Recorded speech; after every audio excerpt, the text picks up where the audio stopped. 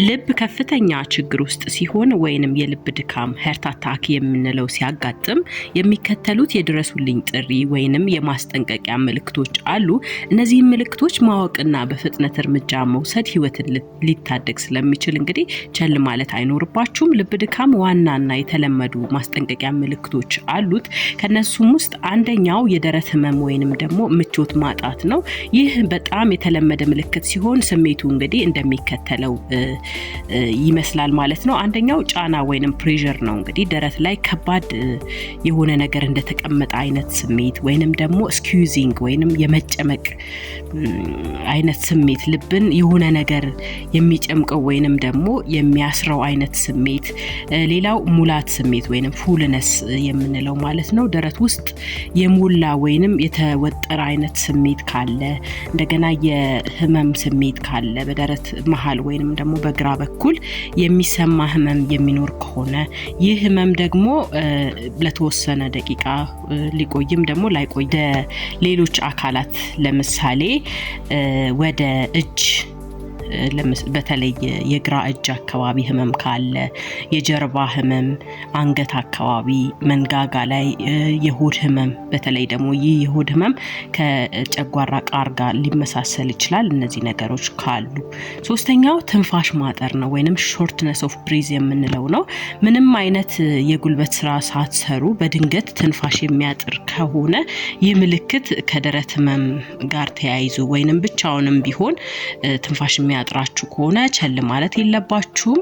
አራተኛው ሌሎች ተያያዥ ምልክቶች ናቸው። እንግዲህ ከላይ ከጠቀስኩት በተጨማሪ የሚከተሉት ህመሞች ሊኖሩ ይችላሉ።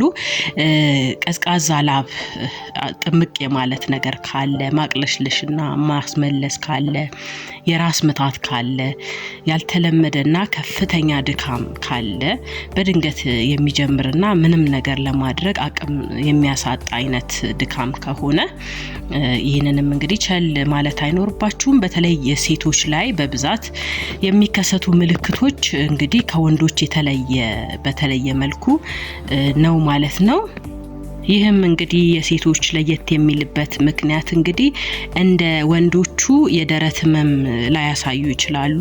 በሴቶች ላይ የሚከሰቱት ህመሞች ለምሳሌ ከሌሎች ህመሞች በተለየ ትንፋሽ ማጠር፣ የጀርባ ህመም፣ ማቅለሽለሽና ማስመለስ፣ ከፍተኛ የሆነ ድካም፣ የምግብ አለመፈጨት እና እነዚህ ምልክቶች ከታዩ ቸል ማለት አይኖርባችሁም ማለት ነው። ጊዜ መስጠትና ስቲሊበት ምናምን ብለን ቸል ማለት የለብንም። በዘገየን ቁጥር እንግዲህ በልብ ላይ የሚደርሰው ጉዳት ከፍተኛ ሊሆን ስለሚችል ምልክቶቹ ከ5 ደቂቃ በላይ ከቆዩ ወይንም ከባድ ከሆኑባችሁ ወዲያውኑ እርምጃ መውሰድ ያስፈልጋል ማለት ነው። ወደ ድንገተኛ ሕክምና ደውላችሁ እንዲወስዷችሁ ማድረግ ነው። እንደገና ደግሞ ለራሳችሁ አሽከርክራችሁ መሄድ አይኖርባችሁም። መንገድ ላይ የሚገጥማችሁ ነገር አይታወቅም ወይ ራሳችሁን ልትስቱም ስለምትችሉ ሌላ አደጋ ሊፈጠር ስለሚችል ሌላ ሰው እንዲያደርሳችሁ ማድረግ ይኖርባችኋል። እስከዛ እርዳታ እስኪመጣላችሁ ደግሞ በሚመቻችሁ ቦታ ላይ ቁጭ ብላችሁ እረፍት ለመውሰድ መሞከር ነው። ሌላው እንግዲህ አስፕሪን መውሰድ ትችላላችሁ። አስፕሪን አለርጂ ከሌለባችሁና ሐኪማችሁ አስፕሪንን እንዳትወስዱ ካልከለከላችሁ በስተቀር አስፕሪን 325 ሚሊ ግራም ማኘክ እንግዲህ ደምን ለማቅጠን ሊረዳ ይችላል። ነገር ግን ይህንን ከማድረጋችሁ በፊት ለእርዳታ መጥራት ይኖርባችኋል ወይንም ደግሞ ደውላችሁ እንደዚህ አይነት መድኃኒት አስፕሪን ልውሰድ ወይም ብላችሁ ማማከር ትችላላችሁ ሐኪማችሁን ማለት ነው። የጤና ትምህርቶችን እንግዲህ ለማግኘት ቻናላችንን ሰብስክራይብ በማድረግ በየቀኑ የሚለቀቁ ቪዲዮዎችን ማየት ትችላላችሁ። ቪዲዮን ከወደዳችሁት እንግዲህ ላይክ ማድረግ እንዳይረሳ። ጥያቄ ካላችሁ ኮሜንት ላይ ጻፉልኝ።